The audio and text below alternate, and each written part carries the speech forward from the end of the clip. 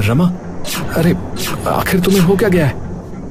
चले जाओ यहाँ से, मुझे तुमसे नफरत है, मुझे तुमसे कोई बात नहीं करनी है। अरे लेकिन बताओ तो, अरे तुम्हें अचानक हो क्या गया है? मुझे बताओ तो सही, क्या बात है? पवन रमा से बात करने की कोशिश करता है, लेकिन वो उसकी एक नहीं सुनती। तभी वहाँ बगल में एक कटोरी रखी थी, वो गुस्से में पवन पर फेंक कर मारती है, लेकिन पवन जैसे तैसे खुद को बचा लेता है। चले जाओ यहाँ से, मुझे सिर्फ बिट्टू से शादी करनी है। रमा पवन से मिलने जाती है। दोनों नदी किनारे बैठे थे और बातें कर रहे थे। अब हमें शादी के बारे में बात कर लेनी चाहिए। हाँ, लेकिन इतना कहकर रमा शांत हो जाती है। कोई चिंता उसे बहुत सता रही थी। वो आगे कुछ बोल नहीं पा रही थी। उसे घबराता देख पवन उसे समझाते हुए बोला, देखो, तुम चिंता मत करो। शादी के लिए मेरे माता पिता आकर तुम्हारी माँ से बात कर लेंगे। हाँ ठीक है, लेकिन मेरी ये चिंता नहीं है, मुझे मेरी माँ की चिंता हो रही है। जब मेरी शादी तुमसे हो जाएगी तो वो बिल्कुल अकेली रह जाएंगी, तब मैं क्या करूंगी? अरे अरे बस इतनी सी बात। अरे तुम फिक्र मत करो, मैं हूं ना। तुम्हारी माँ मेरी माँ जैसी ही है, हम दोनों मिलकर उनका ध्यान रखेंगे। तो ठीक है, फिर मुझे और कोई चिंता नहीं है। चलो अब हम घर चलते हैं, मुझे भी काम पर जाना है। चलो। दोनों अपने अपने रास्ते चले जाते हैं। रमा जंगल से होते हुए अपने घर की तरफ जा रही थी। तभी रास्ते में उसे बिट्टू मिलता है। वो एक पेड़ पर टेक लगाकर उसका रास्ता रोकते हुए बोला, ओहो मोहतरमा, किधर जा रही हो? तुम फिर से आ गए, मेरे रास्ते से हटो। अरे अरे, इतने भी जल्दी क्या है? तुम भी ना बहुत नखरे करती हो। अरे अब तो नखरा छोड़ दो। अब वैसे भी आज नहीं तो कल तुम्हें मेरा ही तो होना है। हाँ हाँ जरूर, सपने में। मैंने तुमसे कितनी बार कहा है मेरा पीछा छोड़ दो, लेकिन कोई बात नहीं। वैसे भी कुछ ही दिन बाद मेरी शादी होने वाली है। पवन के माता पिता मेरी माँ से मेरा हाथ मांगने मेरे घर आएंगे, तब तो तुझे समझ ही आ जाएगा। शायद तब तू अपने ख्यालों की दुनिया से बाहर निकल जाए। ऐसा नहीं हो सकता, और ना ही मैं ऐसा कभी होने दूंगा, समझी? मेरे जीते जी तो ऐसा कभी नहीं होगा। हाँ हाँ जरूर, देखते हैं। इतना कहकर रमा वहां से चली जाती है। तब बिट्टू गुस्से में दांत पीसते हुए कहता है, मैं तुझे इतनी आसानी से छोड़ने वाला नहीं हूँ। मेरे जीते जी तो मैं तुझे किसी और का नहीं होने दूंगा। अब बस तू ये देख कि मैं करता क्या हूँ। बिट्टू गुस्से में अपने घर जाता है और बेचैन होकर घर में इधर उधर चक्कर लगाने लगता है।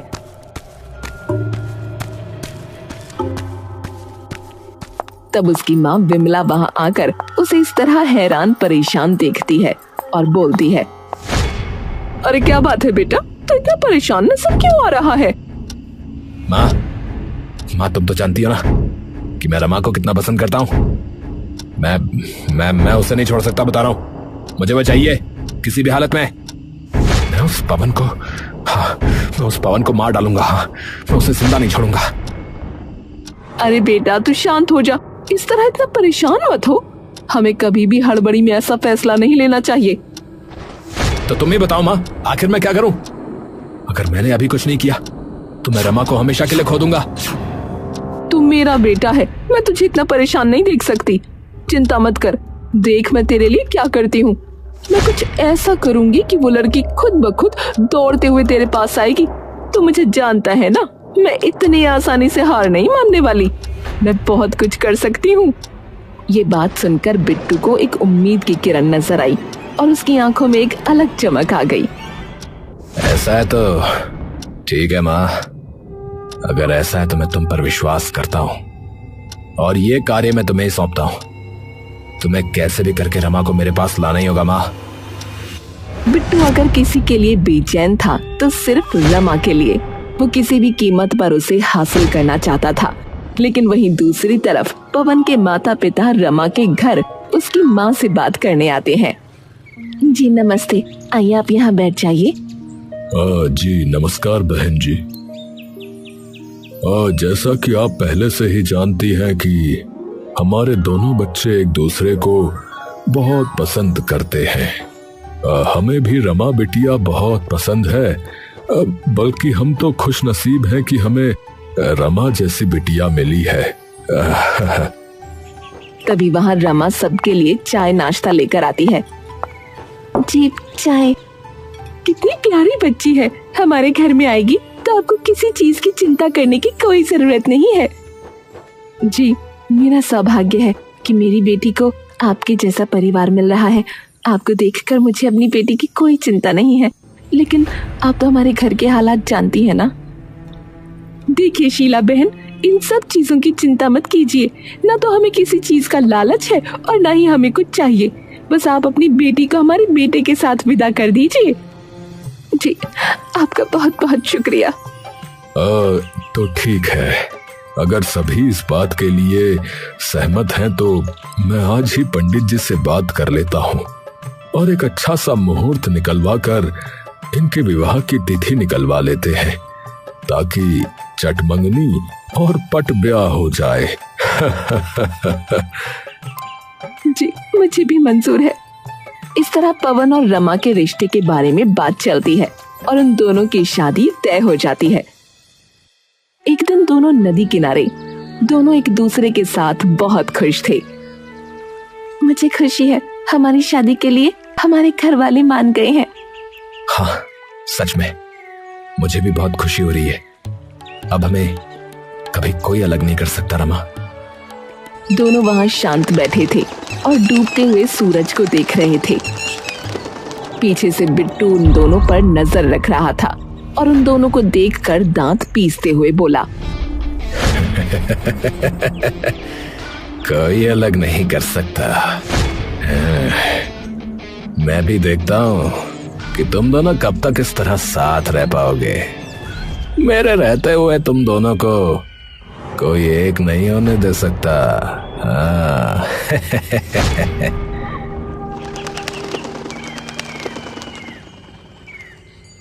कुछ दिन बाद रमा अपने घर पर काम कर रही थी।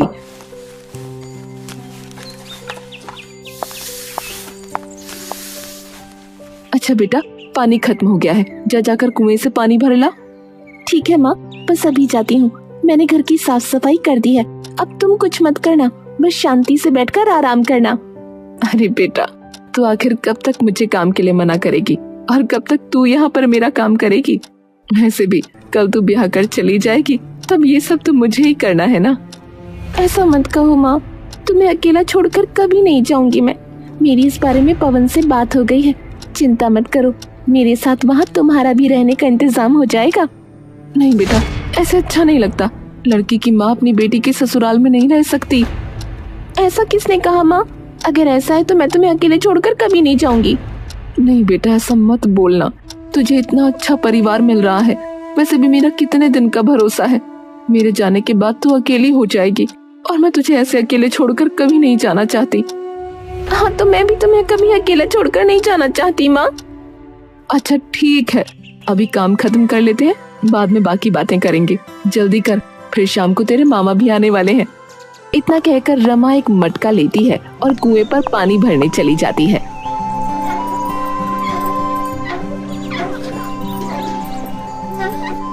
पानी भरकर वो जैसे ही वापस लौट रही थी, तभी उसके सामने बिट्टू आ जाता है। तो फिर से यहाँ आ गया? मैंने तुझे कितनी बार कहा है, मुझे परेशान करने की जरूरत नहीं है, चला जा यहाँ से, तेरा मेरा कुछ नहीं हो सकता। अरे मेरी रानी, अरे इतनी भी क्या जल्दी है? मैंने कहा था ना, मैं तुझे इतनी आसानी से नहीं छोड़ूंगा। तुझे मुझसे कोई अलग नहीं कर सकता, कोई भी नहीं।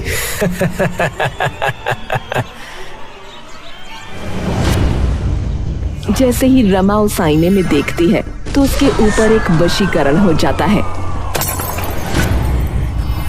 मुझे बिट्टू से शादी करनी है, मुझे उससे कोई अलग नहीं कर सकता, मुझे पवन से नफरत है। आईने के बोलने के बाद रमा भी बिल्कुल वैसा ही कहती है। मुझे बिट्टू से शादी करनी है, मुझे उससे कोई अलग नहीं कर सकता, मुझे पवन से नफरत है। इतना कहते हुए वो अपने घर जाती है और मुझे बिट्टू से शादी करनी है, मुझे उससे कोई अलग नहीं कर सकता, मुझे पवन से नफरत है, मुझे बिट्टू से शादी करनी है। ये सुनकर शीला काफी चौंक जाती है। अरे बेटा, तू कैसा मजाक कर रही है? क्या बोल रही है तू? भला उस नालायक बिट्टू से तुझे क्यों शादी करनी है? माँ, मैंने कहा ना, मुझे बिट्टू से ही शादी करनी है, ये कोई मजाक नहीं है। बेटा, तुझे क्या हो गया है? तू ऐसी बहकी बहकी बातें क्यों कर रही है? मुझे पवन से नफरत है, मुझे उससे शादी नहीं करनी। ये बात सुनकर शीला अपना सर पकड़ लेती है और शाम को पवन को घर बुलाती है। प्रणाम माँ जी। क्या हुआ माँ जी? रमा को क्या हो गया है? पता नहीं बेटा, ये दिन में कुएं पर पानी भरने गई थी, उसके बाद से आकर अजीब अजीब बहकी बहकी बातें कर रही है। अब तू ही इसे समझा। रमा कोने में चुपचाप बैठी थी। उसके पास जाकर पवन बोला, रमा, रमा, अरे आखिर तुम्हें हो क्या गया है? चले जाओ यहाँ से, मुझे तुमसे नफरत है, मुझे तुमसे कोई बात नहीं करनी है। अरे लेकिन बताओ तो, अरे तुम्हें अचानक हो क्या गया है? मुझे बताओ तो सही, क्या बात है? पवन रमा से बात करने की कोशिश करता है, लेकिन वो उसकी एक नहीं सुनती। तभी वहाँ बगल में एक कटोरी रखी थी, वो गुस्से में पवन पर फेंक कर मारती है, लेकिन पवन जैसे तैसे खुद को बचा लेता है। चले जाओ यहाँ से, मुझे सिर्फ बिट्टू से शादी करनी है। पवन समझ जाता है कि कुछ तो गड़बड़ है और वो आगे बात ना बढ़ाते हुए वहाँ से उस समय तो चला जाता है। लेकिन अगले दिन उनके घर बिट्टू आता है। चलो मेरी रानी, मैं तुम्हें लेने आया हूँ, तुम्हारा राजकुमार। हाँ बिट्टू, चलो, मैं कब से तुम्हारा इंतजार कर रही थी। बिट्टू रमा को वहाँ से ले जाने लगता है, लेकिन शीला उनका रास्ता रोकते हुए बोलती है, रुक जाओ तुम, इसे कहीं नहीं ले जा सकते। बुढ़िया, जब ये खुद मेरे साथ जाने के लिए तैयार है तो तुम इसको मेरे साथ जाने से रोक नहीं सकती, समझी? अब हट जा साइड को, वरना ऐसा धक्का दूंगा कि सीधे दुनिया से ऊपर पहुंच जाएगी। चल हट। बिट्टू शीला को धक्का दे देता है और शीला नीचे गिर जाती है। शीला चाहकर भी रमा को रोक नहीं पाती, क्योंकि इसमें रमा की खुद की इच्छा थी। इस तरह बिट्टू और रमा दोनों साथ रहने लगते हैं।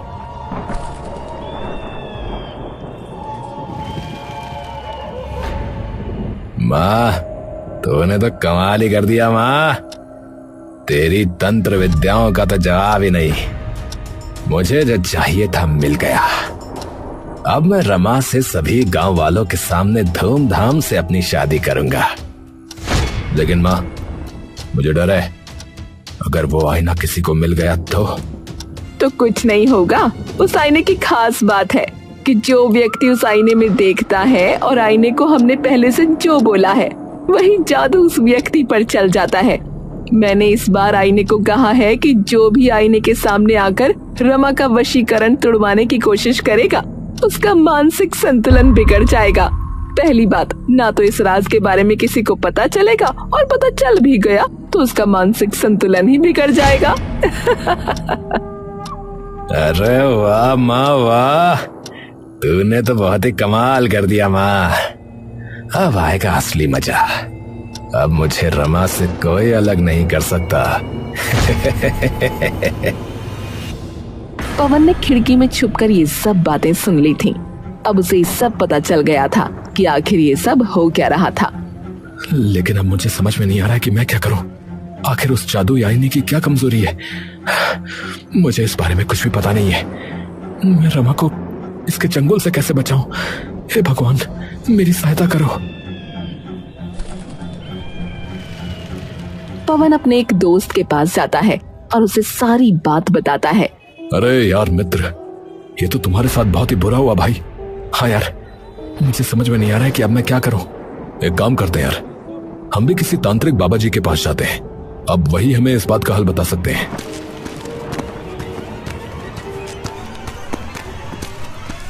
दोनों जल्दी से एक तांत्रिक के पास जाते हैं और उन्हें सारी समस्या बताते हैं। बाबा जी प्रणाम। बाबा जी ये बताइए कि क्या मैं उस जादुई आईने को ढूंढकर तोड़ दूं? क्या उसके बाद उसका वशीकरण टूट जाएगा क्या? नहीं, अगर तुमने ऐसा किया तो जो वशीकरण हुआ है वो कभी नहीं टूट पाएगा, और उसको तोड़ने का एकमात्र जो साधन बचा है वो भी समाप्त हो जाएगा। ये बात सुनकर पवन और भी ज्यादा चिंतित हो गया। तो बाबा जी हमारी सहायता कीजिए, अब हम क्या करें? इसका एक उपाय है। मैं एक आईना देता हूं, हम उस जादुई आईने को ढूंढकर उसके सामने इस आईने को रख देंगे। तब जो भी बातें वो आईना बोलेगा वो इस आईने के अंदर कैद हो जाएगी, और तब तुम जादुई आईने को अपनी मर्जी से कोई भी आदेश दे सकते हो। यानी तब हम उस जादुई आईने को कह सकते हैं कि वो रमा के ऊपर से अपना वशीकरण हटा ले, है ना बाबा? हाँ, परंतु उसके बाद वही बात उस आईने में रट जाएगी। वशीकरण टूटने के बाद तुम्हें फिर से उस आईने को दूसरा आदेश देना होगा। वो मैं तुम पर छोड़ता हूं, और तुम बस उस जादुई आईने को यहां वापस ले आओ, और तुम चाहो तो एक और चीज कर सकते हो। बाबा पवन को सारी बात अच्छे से समझा देते हैं और पवन सही मौके का फायदा उठाता है। जब वो देखता है कि विमला और बिट्टू घर पर नहीं है, तो वो जल्दी से उनके घर में जाता है और उस जादुई आईने को ढूंढ लेता है जिसको एक लाल कपड़े से ढका हुआ था। तब वो जादुई आईना बाबा के पास ले आता है और बाबा दोनों आईनों को आमने सामने कर देते हैं, और जादुई आईने का जो आदेश था वो बाबा के दिए हुए आईने में कैद हो जाता है। तो ठीक है, अब जादुई आईना तुम्हें रमा के पास ले जाएगा, और तुम्हें उसके ऊपर किया हुआ वशीकरण तोड़ना होगा। रमा बिट्टू से शादी नहीं करेगी, और रमा पहले की तरह बिल्कुल ठीक हो जाएगी, और जिसने भी उसके साथ ऐसा किया है, जब वो इस आईने में देखेगा तो वो इसमें कैद हो जाएगा। ये सब करने के बाद पवन वो जादुई आईना रमा के सामने लेकर जाता है। रमा का वशीकरण टूट जाए, उसे बिट्टू से शादी नहीं करनी है, उसे पहले सारी बातें याद आ जाएं और वो पहले की तरह ठीक हो जाए। रमा को बिट्टू से शादी नहीं करनी है और वो पहले की तरह ठीक हो गई है, उसका वशीकरण टूट गया है। जैसे ही रमा ये बात बोलती है वो बिल्कुल ठीक हो जाती है और उसे सब याद आ जाता है। तब वो पवन को देखकर कहती है, मेरे साथ ये सब क्या हुआ? मैं तुम्हें सारी बातें घर जाकर बताऊंगा, अभी मुझे एक और काम करना है। तब पवन बिट्टू वाले जादुई आईने को एक और आदेश देता है। विमला और बिट्टू इस जादुई आईने में कैद हो जाए। तब वो जादुई आईना वहां रखकर वहां से चले जाते हैं।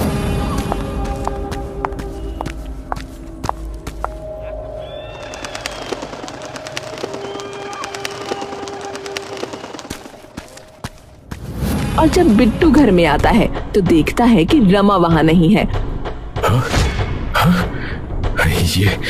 ये सब क्या हो गया? तिल मिलाता हुआ बिट्टू गुस्से में रमा के घर जाता है।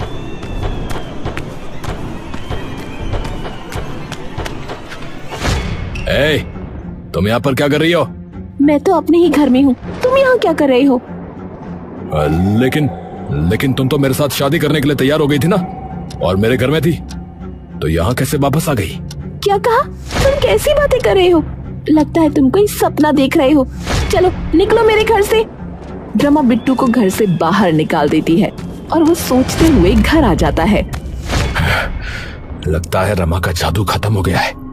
मैं दोबारा उस जादुई आईने की मदद से उस पर वशीकरण कर दूंगा। हाँ। जैसे ही बिट्टू उस आईने को निकालता है और उसमें देखता है, वैसे ही बिट्टू और विमला हमेशा के लिए उस आईने में कैद हो जाते हैं। कुछ दिन बाद गांव में खबर फैल जाती है कि बिट्टू और उसकी माँ कहीं गायब हो गए हैं। लगता है जादुई आईने ने कमाल कर ही दिखाया। हाँ, अब सब ठीक हो गया है। तो अब बताओ भाई कि तुम दोनों शादी कब कर रहे हो? अरे यार, अब सब ठीक हो गया है। तो अब जल्दी कर लेते हैं। हाँ भाई जल्दी करो यार, है जल्दी करो भाई, मुझे भी तो शादी का लड्डू खाना है।